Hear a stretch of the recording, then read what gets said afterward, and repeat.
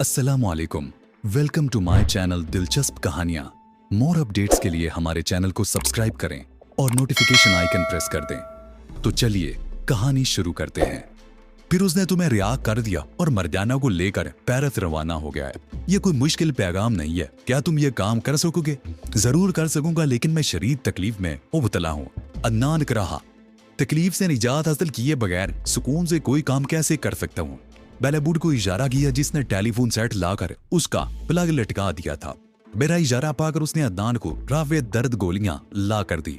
गोलियां खाने के कोई 15 मिनट बाद अदनान के चेहरे पर सुकून के तासरात उभरना शुरू हो गए।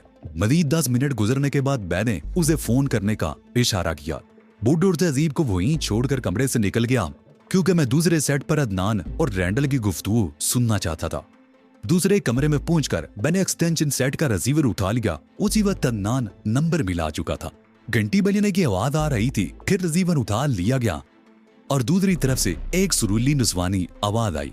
Hello, universal trading corporation. मैं अदनान अब्बासी बात कर रहा हूँ फ्राम इराक। मुझे मोशी आवड़ से बात करनी है। 1 मिनट इंतजार करें, मैं अभी उनसे आपकी बात कराती हूँ। उसके बाद क्लिक की आवाज सुनाई दी। फिर चंद लम्हों के तवक्कुफ से एक मर्दाना आवाज उभरी। Howard speaking. इज्जत कैसे याद किया? मेरे पास एक आम इतला है। अली यार खान ने मुझे और मर्दाना को अगवा कर लिया था। फिर उसने मुझे तो छोड़ दिया, लेकिन मर्दाना को लेकर फ्रांस के लिए रवाना हो गया। ओह, ये तो बहुत आम इतला है, लेकिन तुम्हें कैसे मालूम हुआ कि वो फ्रांस ही गया है? उसने खुद ही बताया था, अदनान ने कहा, वरना मुझे ये बात किस तरह मालूम हो सकती थी? और तुमने उसके बयान की तस्दीक करने की कोशिश नहीं की? रैंडल ने सवाल किया। नहीं, मैं उसकी बात की तस्दीक कैसे कर सकता हूँ? मालूम नहीं हो किस नाम से और कौन से बेकअप में सफर करेगा। मरजाना के नाम से चेक कर लो, उसके पास तो अपना पासपोर्ट होगा। मुसाफिरों की फहरिस्त चेक करा लो, वो मेकअप का माहिर है, अदनान ने जवाब दिया। और जेली कागजात की फरामी का कोई मसला नहीं है। मैं नहीं समझता कि अली यार खान कोई कच्चा काम करेगा। दूसरी तरफ से एक तवील सांस लेने की आवाज सुनाई दी। तुम्हारा ख्याल है बिल्कुल दुरुस्त है अदनान, वो वाकई ही बहुत चालाक है। बहरहाल इत्तला का शुक्रिया, अब सारे मामलात मुझे खुद ही देखने होंगे। फोन बंद होने के बाद मैंने भी रिसीवर रखा और दोबारा उसके कमरे में वापस आ गया। तुमने अपना किरदार बड़ी खुश असलूबी से निभाया है, मैंने अदनान से कहा। अब तुम आराम करो, तुमसे सुबह मुलाकात होगी। हम तीनों ड्राइंग रूम में आ गए। तहजीब कुछ बेचैन सी नजर आ रही थी। मौका मिलते ही मुझसे कहने लगी, तुमने गलती तो नहीं की अली? मालूम नहीं तहजीब, मैंने गलती की या नहीं, इसका फैसला तो नताइज सामने आने के बाद ही हो सकेगा। तुमने रैंडल की सलाहियतों का गलत अंदाजा लगाया है। जिस कदर मालूमात तुमने उसे फराहम कर दी हैं, उनकी बुनियाद पर वो तुम तक पहुंच भी सकता है। अगर वो मुझ तक पहुंचता है तो पहुंच जाए। मैंने बेपरवाही से कहा, इसमें अर्जी क्या है? ये मत समझना कि जिस तरह ओली वावड़ तुम्हें डील दे दिया करता था, उसी तरह रैंडल भी डील दे देता। या तुम गलती पर हो तहजीब है। मैं मुस्कुराया।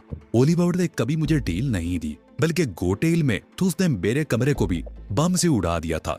मेरे मरने में क्या कसर रह गई थी? तुझे याद है? तहजीब ने कहा। लेकिन रैंडल उससे कहीं ज्यादा खतरनाक है। उसने तुम पर इस किस्म का कोई वार किया तो कोई इम्कान नहीं छोड़ेगा। मुझे भी अंदाजा है तहजीब कि वो मुझ तक पहुंचने के लिए क्या कुछ कर सकता है। उसको जांचने के लिए मैंने ये हरकत की है। अब देखना ये है कि वो क्या कुछ करता है। तहजीब एक तवील सांस लेकर रह गई और बूढ़ ने मुझे कहा, मुझे बता दो चीफ के मेरे में क्या काम है?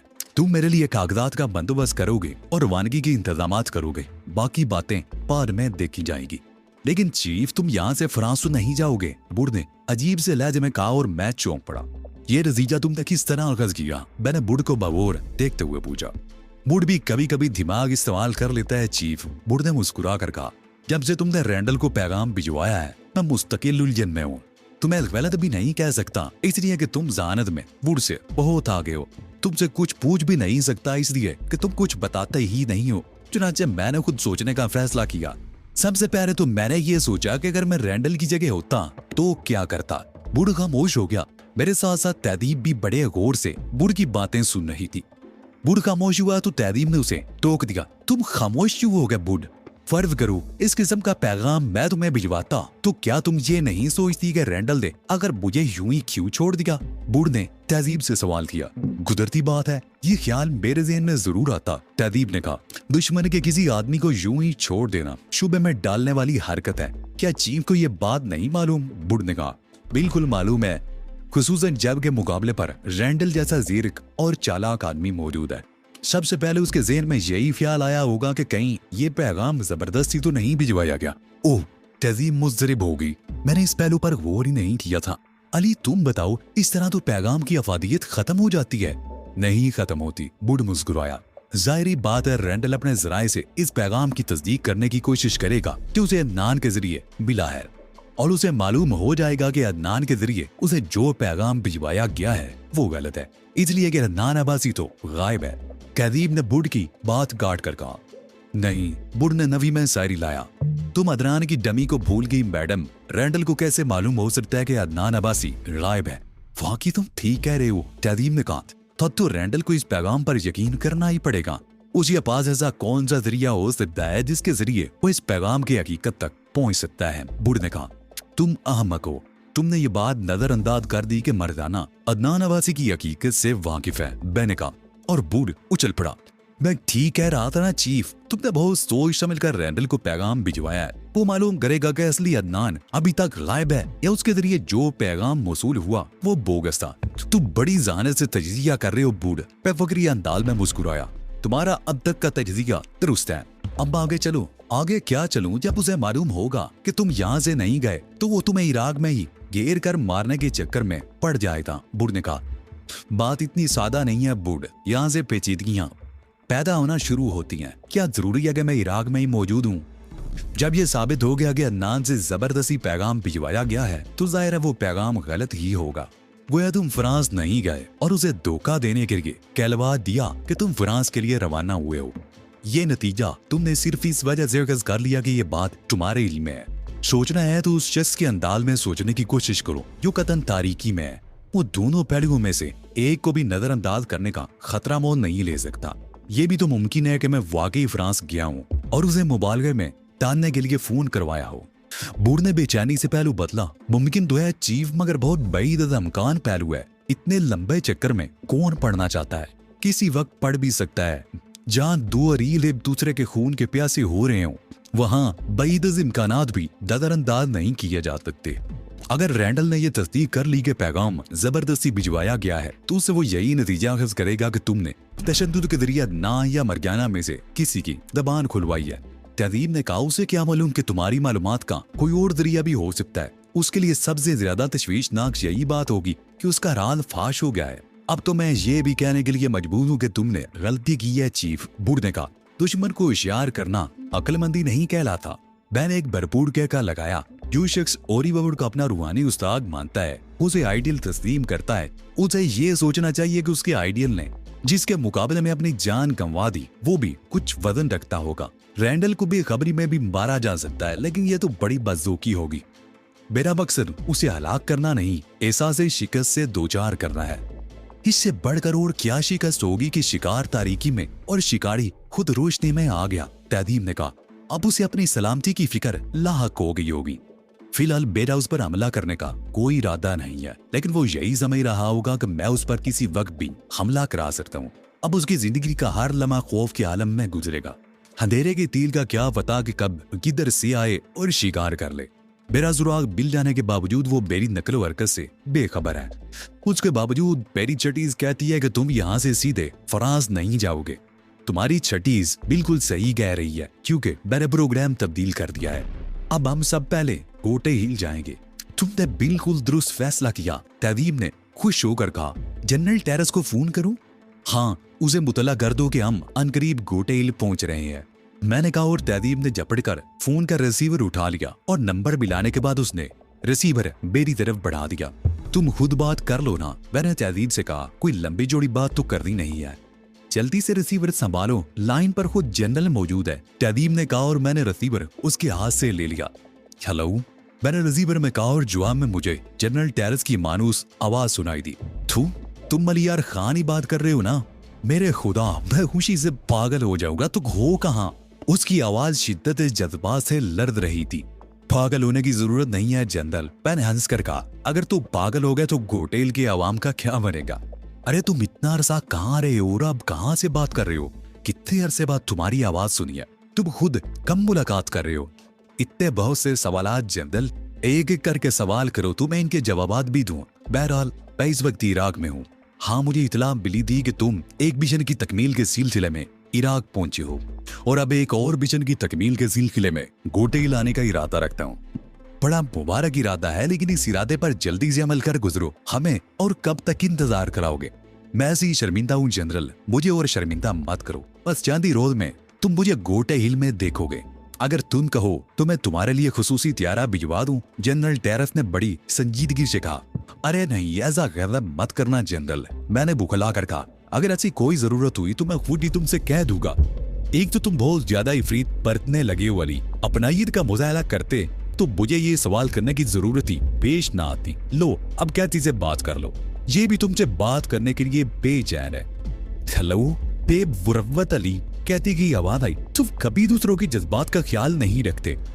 तुम लोगों के हुलूस के सामने मैं कितनी मुरव्वत का मुजाहरा ना करूं, बेमुरव्वत ही कहलाऊंगा। मैंने हंस कर कहा, अपनी आदत के मुताबिक बातों में उड़ाने की कोशिश मत करो, तुम्हें अपनी कोताहियों की तलाफी करनी पड़ेगी। जरूर जरूर, मैंने बड़े खुलूस से कहा। आइंदा कोशिश करूंगा कि जहां भी हूं तुम्हें अपनी खैरियत से मुतला करता रहूं। मैं तुम्हें इतनी आसानी से नहीं छोड़ूं भी अली, कहती बोली। अब तुम्हें कम अज कम 2 महीने मेरे पास रहना पड़ेगा। अब इतनी बड़ी सजा भी मत दो, तुम तो जानती हो कि मैं बहुत मसरूफ रहता हूँ। इस वक्त भी एक मुहिम दरपेश है। तो खोया, तुम हमसे भिड़ने के लिए नहीं बल्कि अपने किसी काम के सिलसिले में यहाँ आ रहे हो, कहती ने बुरा मान कर कहा। यकीन करो ऐसी कोई बात नहीं, मैंने तो गोटे ही लाने के लिए एक जवाब पैदा किया है, वरना मेरा काम तो यूं भी चल सकता था। हाँ, तुम बड़े आदमी हो, तुम्हें हमारी क्या जरूरत हो सकती है, हम खुद भी तुम्हारे जरूरतमंद है। तुम बहुत ज्यादा नाराज मालूम होती हो, कहती मैं तुम्हें मनाने के लिए अपने कुछ न कुछ वक्त की कुर्बानी से जरूर दूंगा अगर तुमने ऐसा किया, कहती की आवाज मुसर्रजों से लबरेज थी। तो मैं तुम्हारी सारी कोताहियों को माफ कर दूंगी। एक आध रोज में दोबारा फोन करके तुम्हें अपनी आमद की तारीख से मुतला कर दूंगा। मैंने कहा और उसे खुदा हाफिज कह के सिलसिला मुनक़ते कर दिया। तुम बहुत खुशकिस्मत हो अली कि तुम्हें इस कदर मोहब्बत करने वाले मयस्सर है, तहदीब ने कहा। मैं अकेला ही तो खुशकिस्मत नहीं हूँ, तुम भी तो मेरे साथ शामिल हो। कमाल है, बूढ़ ने हैरान होकर कहा। मैं तो समझा था कि तुम लोग हर मामले में एक दूसरे के साथ शामिल हो। आज मालूम हुआ कि शमूलियत सिर्फ एक हद तक महदूद है। तहदीब हंसने लगी और बूढ़ उसे हंसते देखकर फूल गया। क्यों मैडम, मैंने गलत तो नहीं कहा? बूढ़ ने दाद तलब अंदाज में कहा। तुम हमेशा दुरुस्त बात कहते हो, बस अंदाज जरा ऐसा होता है कि दूसरों के लिए वो बात नहीं बनती। तहदीब ने हंसते हुए कहा। शुक्रिया मैडम, बूढ़ ने झुक कर आदाम बजा लाते हुए कहा। एक तुम ही हो जो बूढ़ की कदर कर लेती हो, वरना चीफ का मूड तो हमेशा बिगड़ा ही रहता है। तुम्हारा हाल ये है कि अगर तुम्हारी जरा सी तारीफ कर दी जाए तो फौरन जामे से बाहर हो जाते हो। यादा मूड आप ही रखना पड़ता है, पहले कहा और बूढ़ उछल कर खड़ा होगा। सुन लिया आपने मैडम, अपने फैसले पर नजरसानी कर लें। अब दोनों के ख्यालात में बहुत ज्यादा तजाद है। इस किस्म के फैसले सिर्फ एक ही बार किए जाते हैं बूढ़, तहजीब ने कहा। वो भी तफरीह के मूड में नजर आ रही थी। अब तो मैं फैसला कर ही चुकी हूँ, अब कुछ नहीं हो सकता। हो क्यों नहीं सकता मैडम, बूढ़ ने सीना ठोंक कर कहा। आप हुक्म कीजिए, बैग से बढ़कर एक आला रिश्तों के ढेर लगा दूंगा। बकवास मत करो, मैंने डांट कर कहा। यही तो मैं कह रहा था कि जरा सी देर में तुम खाल से बाहर हो जाते हो। बूढ़ ने बुरा सा मुंह बनाया और तहवीद ने शरारत अमेद अंदाज में मेरी तरफ देखा। बूढ़ ने अपनी खिदमात मुझे पेश की हैं अली, तुम क्यों जल रहे हो? शुक्र है मैडम, तुम्हारी समय में मेरी बात तो आई। बूढ़ ने दोनों हाथ दुआ के से अंदाज में उठाते हुए कहा, वरना चीफ तो बस तुम्हें कंवारा ही देखना चाहता है। तुम भी इस बेहुदा आदमी की हौसला अफजाई कर रही हो, मैंने कहा और तहदीब हंसने लगी। गलत बात है अली, तुमने इसकी जबान पर बहुत ज्यादा पाबंदी आयद कर रखी है। ये हमारे बहुत काम आता है। अगर थोड़ा बहुत हंसी मजाक करके इसका दिल बहल जाता है तो हमारा क्या जाता है? तुम्हारा कुछ नहीं जाता मैडम, बूढ़ चैका। लेकिन चीफ को लगता है कि कहीं तुम मेरी बातों में आकर किसी और से शादी ना कर बैठो। ये तो सबको अपनी तरफ देखना चाहते हैं। कुंवारे ही पैदा हुए और कुंवारे ही रहेंगे। तो क्या तू शादीशुदा पैदा हुआ था? मैंने जुझलाकर कहा और तहदीब बेसाख्ता हंस पड़ी। भूलने दो अली, तहदीब ने हंसी जब्त करने की कोशिश करते हुए कहा। बेचारा कभी कभी तो बोलता है, दौरा भी आदमी को कभी कभार ही पड़ता है। मैंने सर हिलाकर कहा, रोज तो नहीं पड़ता। इस वक्त तो मुझे मैडम की हिमायत हासिल है। बूढ़ सीना तान कर बोला, इसलिए तुम मुझे नाजायज नहीं दबा सकोगे। इस वक्त हम जल्दी सोएंगे। अचानक मैंने ऐलान किया, तहदीब थकी हुई है और हमें फौरी तौर पर कोई काम नहीं है। मुझे इतनी जल्दी नींद नहीं आएगी चीफ, इसलिए मुझे इजाजत दो के क्या बात है? मैंने बूढ़ को तगैर नजरों से घूरा। कौन सी ऐसी बात है जिसे कहते कहते तुम झिझक रहे हो? मैं दरअसल ये कहना चाह रहा हूँ कि मरजाना और रो रही होगी। अगर तू बुरा ना मानो तो। बूढ़ फिर खामोश हो गया। मरजाना अगर किसी तरह भी फरार होने में कामयाब होगी तो हम बहुत पीछे चले जाएंगे, मैंने संजीदगी से कहा। लिहाजा तुम अपने इश्क के भूत पर काबू पाए रखो। हमने रात का खाना खाया और अपने कमरों में सोने चले आए। सुबह नाश्ते के बाद मैंने अदनान अब्बासी के चेक पर रकम भरी और अदनान के पास पहुंच गया। मैं ये चेक कैश कराने जा रहा हूँ अदनान, तुम मेरे सामने बैंक मैनेजर को फोन करके उसे रकम अदा करने की हदायत कर दो। बुढ़ ने कल रात की तरह अदनान को टेलीफोन सेट फराहम किया और अदनान ने बैंक का नंबर मिलाने के बाद हमदान सईदी से बात की। मैं अपने एक आदमी को 10 लाख दिनार का चेक देकर भेज रहा हूँ, इसे फौरन कैश कर दो। वो खामोश होकर चलने में दूसरी तरफ से कही जाने वाली बात सुनता रहा। फिर बड़ी तरीके ने बोला, मुझे कारोबारी उसूल समझाने की कोशिश मत करो। मुझे मालूम है कि कब चेक को कराज करना चाहिए और कब नहीं। अदनान ने फोन बंद कर दिया। तुम बेफिक्र हो जाओ, उसने मुझसे कहा, चेक कैश हो जाएगा, तुमसे कोई तारुद नहीं करेगा। मैं बुढ़ के साथ कमरे से निकल आया। बुढ़ ने टेलीफोन सेट हाथों में उठा रखा था। तुम तहदीब के पास ही रुको, मैं चेक कैश करा के अभी वापस आता हूँ। बैंक तक पहुंचने में मुझे सिर्फ 15 मिनट लगे और चेक कैश होने में सिर्फ 2 मिनट का वक्त सर्व हुआ। रकम तो पहले ही से तैयार रखी थी। अदनान अब्बासी के फोन की वजह से किसी में इतनी जुर्रत नहीं थी कि मुझसे कोई सवाल कर सकता। मैं बड़े इत्मीनान से बैंक में दाखिल हुआ और सिर्फ 2 मिनट बाद उससे भी ज्यादा इत्मीनान से 10 लाख दिनार की खतीर रकम से भरा हुआ ब्रीफ केस लेकर बैंक से निकल रहा था। बंगले पर वापस पहुंचकर मैंने बुढ़ को रवाना कर दिया। उसके सुपुर्द कागजात की तैयारी का काम था। अदनान अब्बासी से जो रकम तुमने हासिल की है उसे किस मतरफ में लाओगे? तहदीब ने मुझसे पूछा। वैसे तो इस रकम पर सोनिया के घर वालों का हक है, लेकिन मैं सोच रहा हूँ कि इतनी बड़ी रकम उनके लिए बहुत ज्यादा हो जाएगी। ये रकम तो वाकई ज्यादा हो जाएगी। तहदीब ने मुझसे इत्तफाक किया। उसके बावजूद कम अज कम आधी रकम पर तो उनका हक बनता है। मैंने कहा ना कि इस पूरी रकम पर उनका हक है, मगर मैं उन्हें 2 लाख दिनार से ज्यादा नहीं दूंगा। ये भी उनके लिए बहुत बड़ी रकम होगी। उन्होंने कभी सोचा भी नहीं होगा कि इतनी बड़ी रकम उन्हें इकट्ठी भी मिल सकती है। एक वही क्या, इराक के 80% से जायद लोगों के लिए इतनी बड़ी रकम एक ख्वाब की हैसियत रखती होगी। इस रकम के सहारे वो अपनी पूरी जिंदगी बड़े आराम से बसर कर सकेंगे। लेकिन ये रकम तुम सोनिया के वालिद तक किस तरह पहुंचाओगे? तहदीब ने पूछा। सोनिया ने मुझे अपना पता बताया था। खुद मेरे अंदर तो इतनी हिम्मत नहीं कि उसके वालिदैन का सामना कर सकूं। ये रकम बूढ़ के हाथों उन तक पहुंचवानी पड़ेगी। अब बाउजर अदनान से भी कुछ गुफ्तगू हो जाए। बूढ़ ने अदनान को दर्द दूर करने वाली गोलियां फराम कर दी थी। इनके सहारे उसने अपने दर्द से दियात हासिल कर रखी थी। मैंने चेक कैश करा लिया है अदनान, मैंने कहा, और ये पूरे 10 लाख दिनार है। मैंने ब्रीफ केस खोलकर उसके सामने रख दिया। अदनान अब्बासी के चेहरे पर कर्ब के तातरात उभरे। ये ख्याल ही उसके लिए बहुत तकलीफदेह था कि इतनी बड़ी रकम यूं आसानी से उसके हाथ से निकल गई। चेक कैश कराने में कोई दिक्कत तो नहीं हुई? उसने पूछा। उसने अपने तातरात छुपाने की कोशिश करते हुए उससे पूछा। वक्त से बचने के लिए ही मैंने तुमसे फोन कराया था। मैंने ब्रीफ केस बंद करते हुए कहा, किसकी मजाल है कि तुम्हारे फोन के बाद कोई गड़बड़ करने की कोशिश करे? तुमने अपनी मतलूबा रकम वसूल कर ली है, अब तो मुझे रिहा कर दो, अदनान ने कराते हुए कहा। तुम्हारी रिहाई में एक आध दिन मजीद लगेगा। मुझे उम्मीद है कि तुम्हारा अंजाम देखकर लोग इबरत हासिल करेंगे। अपनी बकिया जिंदगी तुम या तो व्हील चेयर पर गुजारोगे या फिर बैसाखियां तुम्हारा मुकद्दर बनेगी। और एक बात याद रखना, तुमने अपनी हदूद से तजावत करने की कोशिश की तो मेरे आलमी तुम्हें जिंदा नहीं छोड़ेंगे। नहीं, मैं तुम्हारे खिलाफ कुछ नहीं करूंगा, मेरी बात पर यकीन करो। वो मुझे अपनी जिंदगी की भीख मांग रहा था, मेरे सामने गिड़गिड़ा रहा था, हालांकि वो अपाहिज हो चुका था और उसकी टांगों का इलाज और टूटी हुई हड्डियों के जुड़ने की तवक्को ना होने के बराबर थी, मगर वो उसके बावजूद मरने से खौफजदा था। उसे अपाहिजों वाली जिंदगी गुजारना गवारा था। मुझे यकीन है कि तुम्हारी फिरौनियत खत्म हो चुकी होगी। आइंदा तुम किसी से खराब सलूक करोगे तो तुम्हें अपना अंजाम भी याद आ जाएगा। और ये कहने की जरूरत ही नहीं कि तुम्हारा ही अशर सोनिया की वजह से हुआ है। जिंदगी भर तुम अपने इस फैसले पर पछताते रहना कि तुमने मुझे मरवाने का फैसला किया था और तुम्हारे आदमियों की जड़ में सोनिया आ गई थी। उसके बावजूद मैं तुम्हारा शुक्र गुजार हूं कि तुमने मुझे जान से नहीं मारा। मैंने तुम्हें जान से ना मारकर तुम पर कोई एहसान नहीं किया अदनान, ये तो तुम्हारी सजा का एक हिस्सा है।